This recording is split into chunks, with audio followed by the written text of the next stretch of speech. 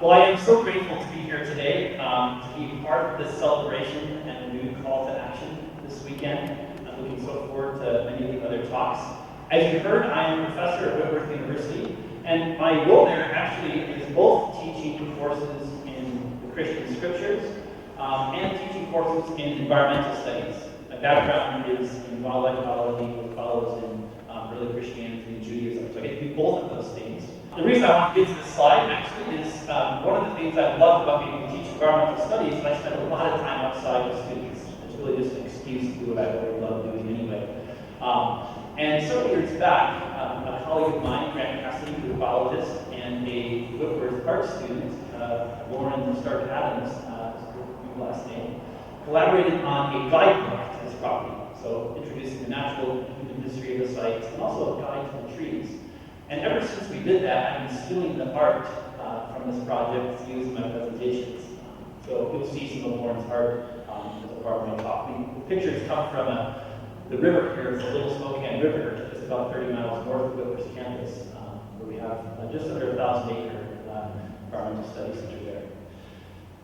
One of the things I was thinking about as I was preparing for this talk is, as we've already heard, how we are 50 years out from the first Earth Day, plus 2 years now because of COVID, and nearing the 50th year anniversary of Expo 74. And Rebecca Solomon reminds us that we benefit from the seeds that others have planted before us. And I am so grateful, if we have the next slide, that means we get to live in such a rich and beautiful and diverse place. When I came to Spokane 12 years ago, and my Whitworth students then, it seemed like they always were just planning to get out of Spokane. They come here to go to university and then they're going to go somewhere else. And that has changed dramatically just in the last decade, where most of my students, wherever they come from, have fallen in love with this place. They want to make a home here, and they want to make a difference here. And Spokane is that size city where a dedicated individual and group can really make a difference. And yet it's a big enough place where that difference also really matters, really has an impact that reverberates even beyond our region. So I could actually spend my whole talk just celebrating Spokane, its culture, its arts, its music, its architecture, all the vibrant things that are going on here. So much that is good and rich. But of course, our focus on this Earth Day is especially on the land. It's on the rock, the soil, trees, the fungi, all of the plants, the lichen, the creatures and fish that we share this place with. Spokane, when I first moved here, had the slogan, near nature, near perfect. I'm actually kind of sad to give it up. I rather like that. But the one thing that can be misleading about that phrase is that it might suggest that we are somehow apart from that nature, that we are near. But of course, we're always a part of nature. There is no such thing as an environment that we somehow get outside of. Even as we sit in this magnificent Gothic cathedral with Idaho sandstone, as I understand it, towering around us, we are embedded and embodied in this place. These couple of years of Zoom has sometimes led us to forget that, I think, that we still depend upon water from rivers, from our aquifer that we drink, the food that our farmers and ranchers and that we ourselves raise for ourselves. We are embedded in this place. Even as we sit in this cathedral, our atoms are being exchanged with the people and everything around us the whole time. We are placed people, embodied creatures, even if we sometimes try to forget that. Even the screens and the technology that we come to depend upon so much. Of course, all comes from the earth itself. The energy that runs it comes from the power of the wind, the power of our rivers, the power of the sun, and of course the ancient power of the sun as it has been stored in our fossil fuels. So we are embodied creatures, and our health and our well-being, therefore, depends on the land in which we find ourselves. But I just want to reflect how lucky we are to live here in the Northwest. When I moved here, I came across the writings of Jack Nisbet, which I hope all of you know. There's maybe a few things I enjoy more on a snowy winter evening than reading one of his books about the natural human history of this region. In his book on David Douglas called The Collector, he describes when the Scottish naturalist first came to the Spokane drainage back in 1826, going down from Fort Colville in the north. And David Douglas described what he saw as one of the most sublime views that could possibly be of rugged mountains, deep valleys, and mountain hills. And it seems that David Douglas really liked the sort of drier climate of our region and the open ponderosa pine forest, as Jeff Nisbet points out. And I'm grateful that it's still possible to experience something of that beauty that David Douglas saw back then. These pictures are all just within 20 or 30 minute jaunt from my home near Whitworth. And there's such extraordinary beauty and goodness here. I was reminded when I came here of what an extraordinary thing it is to have the Spokane River cascading right through the center of our city, for example. There's a place in the hills near Mount Spokane, you can actually see it here in the upper left picture, where when I'm cross-country skiing, I often pause just to think, to reflect, to pray, and also to look at the view in all directions. Because, as I'm sure you're all aware, we live in this unique place, the coming together of all these different ecoregions here in Spokane. When I look, for example, to the south, on a clear day, I can actually see Steptoe Butte towering out of the blues. If I look to the east or to the west, I can see or maybe imagine that I see some of the sage steppe of the Columbia Basin. Of course, the channel Scablands reminding me of volcanism from millions of years ago that lava went across and hardened the basalt, and then the impact of the much more recent Zula floods, the most dramatic floods that have ever occurred in the history of Earth that powered through this region, and that are still happening there. I look to the north and to the west, and I see the Columbia Highlands, a place where I love to spend a lot of my time. This rich region of such a diversity of habitats, kind of mid-elevation forest where actually most creatures live. And one of the amazing things here, I tell my students, nearly every large creature that has been here, that was here 10,000 years ago, still makes its home there.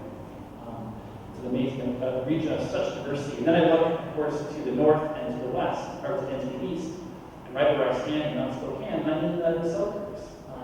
This is part of the Northern Rockies ecosystem, where copious, especially winter snow precipitation, gives us rich and productive forests with all the lakes and rivers as well. If we go to the next slide, there's a map of Cascadia, which I just love. It shows the coming together of these ecoregions here in Spokane. If you're ever at Cooper's campus, I actually encourage you to visit.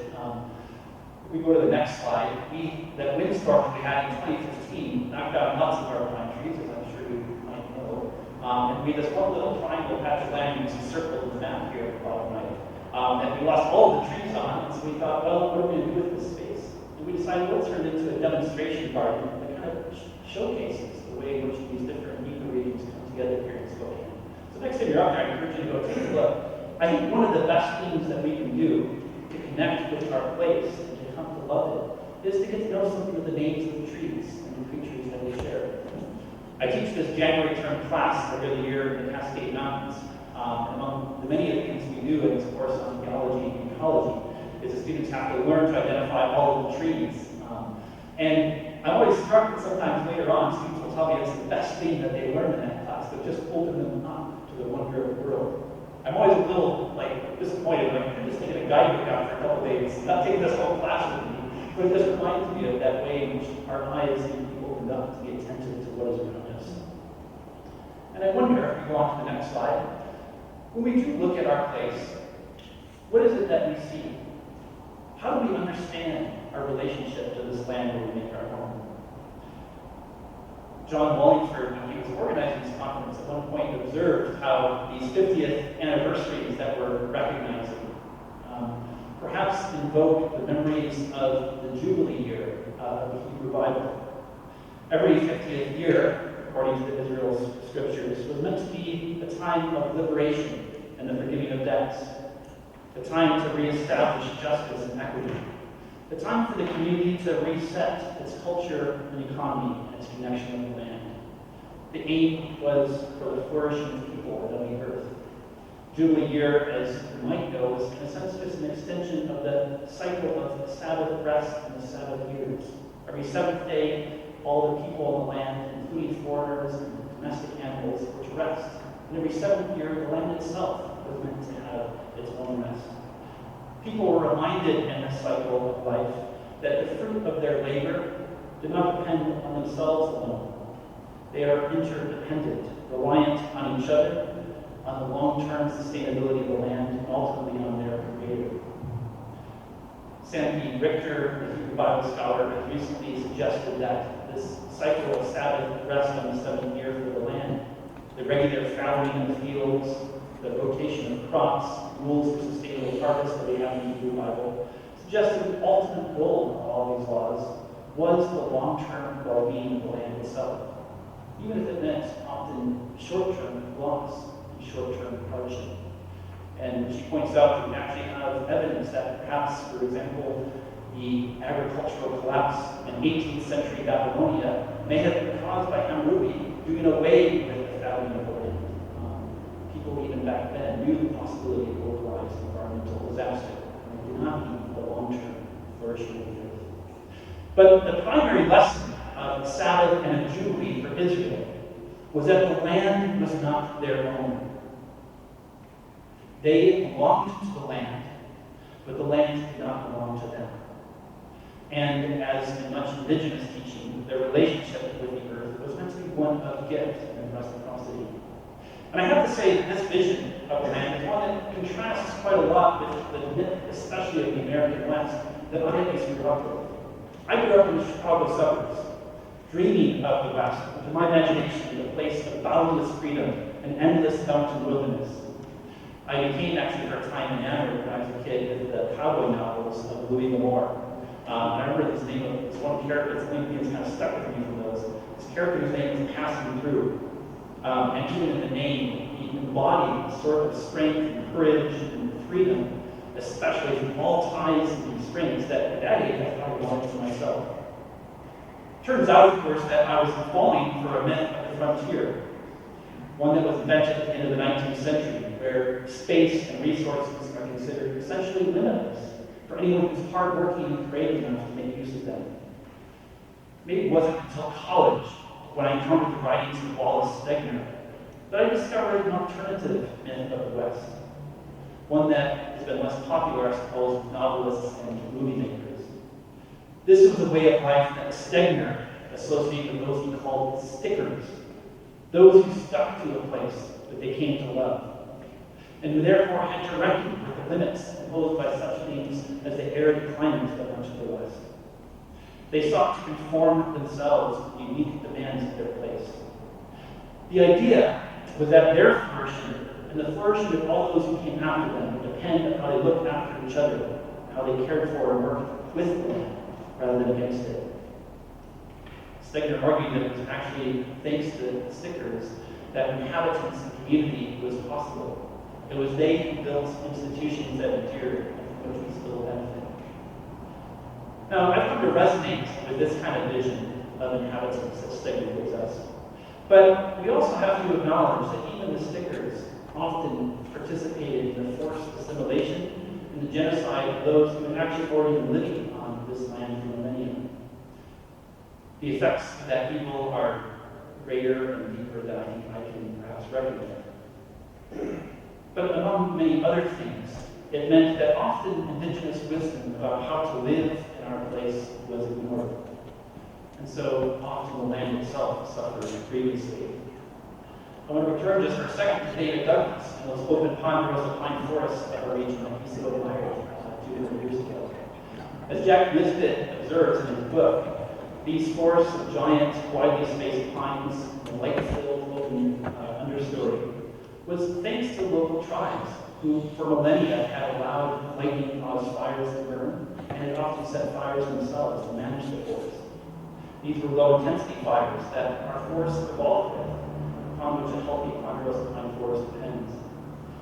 It's intriguing to me that actually, still at the end of the 19th century, lumber companies working in our area, attuned to indigenous wisdom, actually would set ground fires. They recognized that that was necessary for our healthy forests. But in the end, it was scientists who had been trained in the principles of European forest management who won the day. And therefore, all fires were to be put out, starting, as we all know, 110, 120 years ago. And we have inherited the results of those decisions. Our forests that are stunted with dog hair pine, where fires that once would have crawled along the ground now find ladders up to the canopy, leading to larger and much more devastating conflagrations that we've experienced in recent years. So we have to acknowledge that also some of the things we inherit from the past, some of the seeds that our forebears planted, have unfortunately turned out to be maybe akin to weeds that actually can choke out the flourishing of other life. So our beautiful home also faces some challenges, some that we have inherited, some of our own making, some that are primarily local under causes, some that are the result of our collective action globally. I think perhaps the most dramatic example of this, of course, is climate change, an issue that is both local and global in its causes and in its effects. I commend to you, by the way, the work of the Snowpack Climate Project. You can look at the projections of changes in our climate here in Spokane over the coming decades. Those outcomes, of course, are not predetermined. They have much to do with the decisions that we take both locally and globally. And I know when we talk about climate change, which we must, sometimes we feel like, what can we do individually or as a city? But it's intriguing to me that increasingly policymakers, even at the international level, recognize that it's often going to be in medium-sized cities like Spokane where the most creative ideas might emerge, and where leadership is going to be found to take us forward in the context of building national and international politics. So one of the things that we do face, of course, as a result of our collective actions is the context of rising temperatures. And this has all sorts of other effects, but I guess the one that perhaps we most immediately think of is sort of heat wave we had last summer will simply become more common. And the cold spell we just had this April will become much less frequent. I don't know about you, but I'm yearning for sunshine and warmth. We've kind of got spoiled by these extremes. But on the other hand, when I go up into the mountains to cross-country ski, what I was doing just a week ago at this very time, actually, I'm reminded of the fact that I'm grateful in many places it stayed cold. We had a rather low snowpack this year, but now we're practically to normal because we had this cool weather this week. But rising temperatures will, of course, also affect much other things. Locally, precipitation patterns will change. We have the next slide, please. Locally, the projections are that precipitation may increase somewhat in Spokane over the coming century. But unfortunately for us, our summers, already so dry, are likely to become even drier. Much of that precipitation instead will be falling in the wintertime. And much of that, as we move on to the next slide, will fall as rain rather than as snow. As you all be aware, temperatures here in Spokane, certainly even in our surrounding low elevation mountains, are often kind of marginal for snow much of the winter time. So even fairly modest increases in temperatures means that more of the precipitation comes as rain, and lower snowpack, earlier melt off, and less water available than later in the season, as well as less snow available for those of us who like to cross-country ski and snowshoe. I wonder if those of you who spent some time in our local hills can spot what's strange about this picture.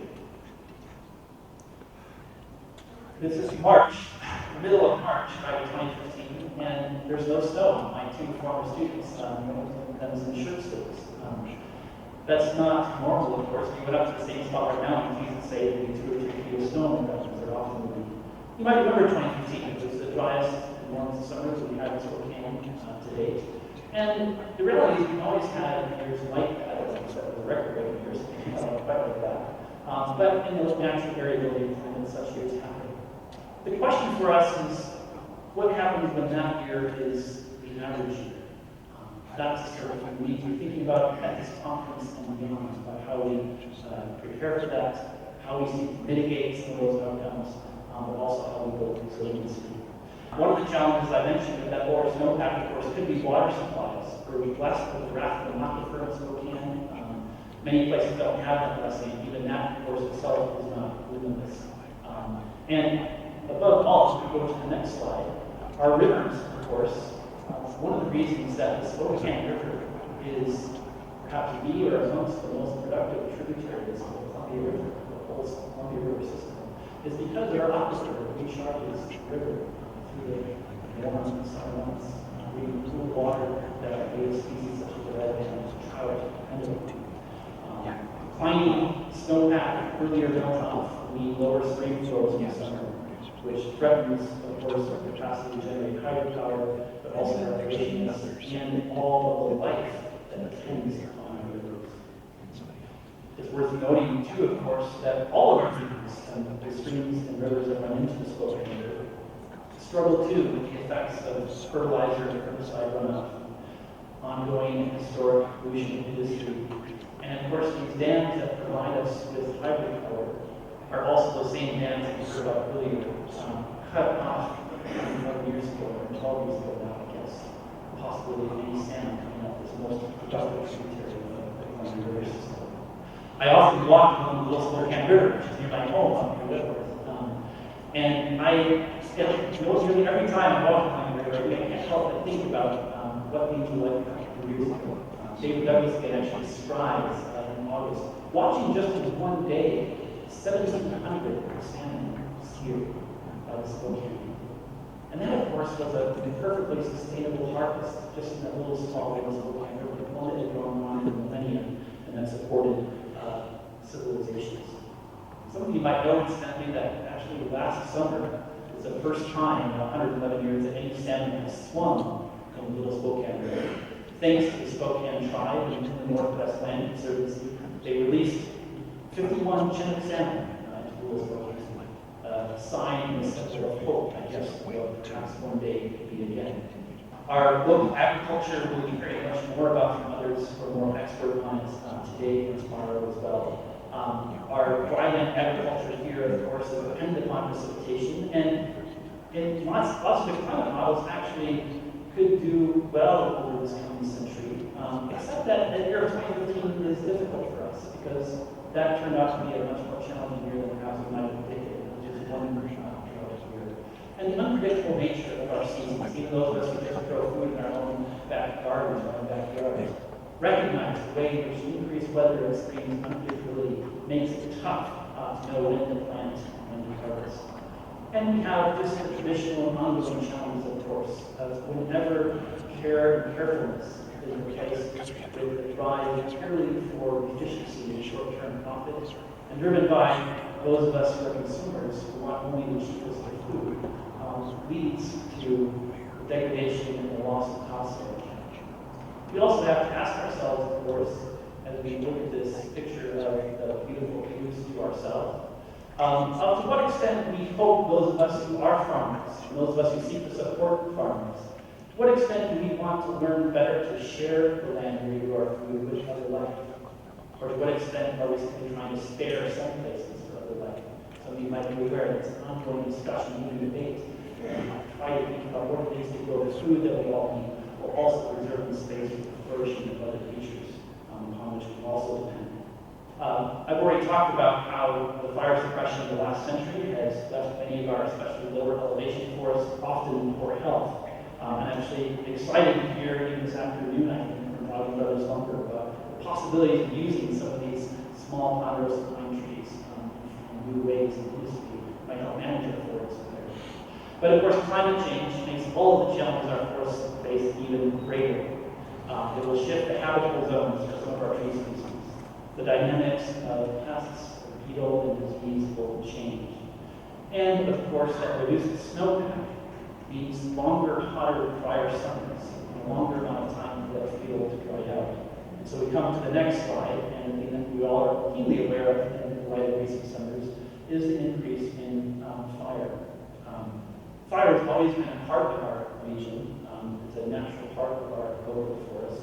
But as we're all too aware, because of the issues I've already mentioned, our future is going to be one of bigger and larger fires. And if we go to the next slide, one of the impacts of that is quite obvious to us is the effect on smoke. There was just an article last week in the Proceedings of the National Academy of Sciences that was somewhat sobering reading, talking about the dramatic increase in the number of days that most of us in the West will experience air quality that is dangerous to be.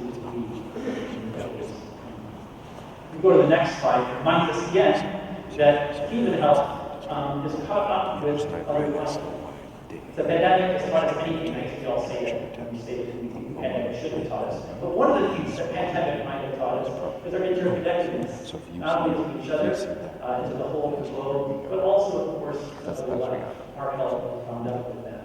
We have to ask the question, what does it mean in the context of our growing population to ensure that everyone has access to clean air, to clean water, shaded neighborhoods and streets, and those green spaces that study after study reveal are associated with better physical and mental health. Our habitat for wildlife also benefits when we set aside such green spaces.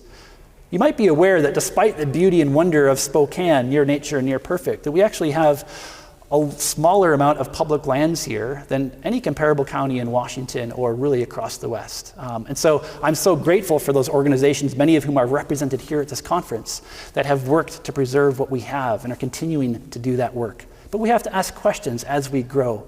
To what extent do we seek to infill development and have denser development, or do we continue to sprawl into those places that could be homes for other life and a respite for ourselves? And I'll just finish this rather grim part of my presentation with a look back again at the global questions. We are blessed to live in this region of relative abundance, especially if we think of our forest to the north, where I talked about all the creatures that still make their home there. Although even there, I have to say, when I moved to Spokane, every time I was up in the Idaho Selkirks, I would hope perhaps to come around the corner and come across a woodland caribou. But as you're aware, they have essentially been extirpated just within the last decade in the lower 48. So even here, we face that sort of a challenge. But if we think globally, of course, the challenges are profound. Just think the most sobering statistic to me here is that since that first Earth Day back in 1970, we now live in a world that is diminished, a world that has something like 68% fewer wild animals in it than on that first Earth Day.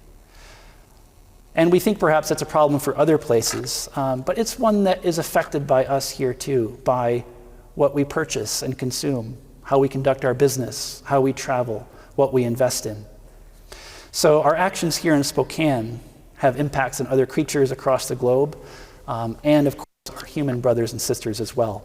All of this asks what kind of response we're going to have. And if we can move to the next slide, I think the temptation for many of us is simply to ignore such things. I don't even like having these kind of grim parts of a presentation because we don't want to think about it. We'd rather be distracted. I'm not a golfer, but if you put a fly rod in my hand, I'd rather be doing something like in the bottom picture, just enjoying the beauty and goodness of our place, and as we should do. When we do that, heedless of the world that is burning around us, it could be nothing less, I think, than irresponsible. You might recognize that picture, by the way, that's obviously not my picture, that was taken back in 2017 of the Eagle Creek fire here in Washington. The challenge I face sometimes myself and my most attentive biologist friends, and to be honest, many of my students, is also the risk of despair, of throwing up our hands and saying, there's nothing we can do, and it's too late. If we can go to the next slide, perhaps a more hopeful response is one akin to what I hope many of us will participate in this afternoon, although we should also go to the discussion groups here, so maybe we can't be a part of the march today. But this is back in 2019. Some of you will have been there at the Climate Day march that we had in downtown Spokane. But when we do this, we become activists, when we seek to work for change. Sometimes I hear the language of follow the science. And certainly we hope that we all would take seriously what science reveals about things. But I think we have to be careful here. I don't think following the science is enough, nor does it actually answer the questions that we have to answer. We might even just think back, for example, to the failure of Western scientists to reckon with indigenous wisdom 100 years ago and the effects of that. That sometimes a narrow focus can lead us to miss things. Just as significantly, the reality is science cannot tell us how to act. For that, we have to ask what are our values, what matters to us, who we understand ourselves to be. These are questions that force us to reckon with faith, with philosophy, with ethics, religions, worldviews, and even politics. And importantly, that's not just a challenge for us, but it actually has the possibility of giving us a more holistic vision of the world. We require wisdom, not simply facts. Scientists increasingly recognize this. Katherine Hayhoe will often, after she's given the science part of her talk, she's a climate scientist, will say that the science ends here, now we have to talk about how to respond, and that's something different than the science. And just this last weekend, my friend Rick Lindroth, who's an ecologist at the University of Wisconsin, was interviewed in the Washington Post and talking about that for him, as he faces sometimes legitimate despair, the science isn't enough. And so he, as a person of Christian faith, finds that his faith gives him a way to act and to move forward in the midst of a world that looks like ours. This is what I'm going to do for the last just few minutes of my talk, is give a glimpse at least of one particular vision of how faith might interact with some of the questions that we have had here. I'm coming from my Christian standpoint, so we'll at least have a little bit of scripture since I'm at the podium where scripture is usually read in the cathedral. It feels appropriate. But the vision that I'm going to share is one that I think has certain distinctives in Christian faith perhaps, but is one that I'm well aware of, also is shared with people of other faiths and of none. And I'll be excited to hear some of the convictions and beliefs that have brought many of you to this conference as we work together towards our common goals. We surely need to hear and learn from each other. One of the things that I actually have kind of had hope that we might join together on is to recapture a vision of belonging to the land itself. Might we learn better to properly make our homes in our place, and let that new vision of our connectedness to each other in the earth be something that binds us together. I've come to this by the ways of the writings of Wendell Berry, of Bell Hooks, of the theologian Willie Jennings, and also of Pope Francis in his call for us to reclaim this recognition that we belong to each other and to our common home. A few years ago, I had the gift of hearing the scholar of Africa and theologian Emmanuel Kadingoli give a lecture about the effects of colonialism in Africa. And he describes that in traditional beliefs that he grew up with in Africa, there is a sense of belonging to the land. The land itself is the umbilical cord, as he describes it, of belonging to the ancestors in the past and to those who are to come. The land is valued and cared for and cares for them and respected. But one of the effects of Western colonialism was to devalue the land, to turn people away from it, such that they became exiled and orphaned from the land, from the ancestors, and from each other. And although he's describing the experience of colonial Africa, I think in some ways it describes the experience of all of us moderns. But Kadingoli, along with Pope Francis, ask us to perhaps instead recapture a shared sense of our belonging to our common home. Could this be a place of unity where we come together? I think our time in particular requires us to come together with our varied gifts and backgrounds and insights and callings to participate in this great renewal and rethinking of our relationship to the earth. For me, the Christian scriptures, of course, speak to our shared identity, beginning with our shared origins from the earth. In Christian tradition, human beings are humus, are from the humus, human from the humus, Adam from the Adamah, earthy, dusty creatures that belong to the ground, and members of a wider community of creation where all other creatures also have their value. I spend a lot of time, probably more time than I ought to, in my environmental ethics class at Whitworth, talking about, is there any basis to think that other creatures have intrinsic value?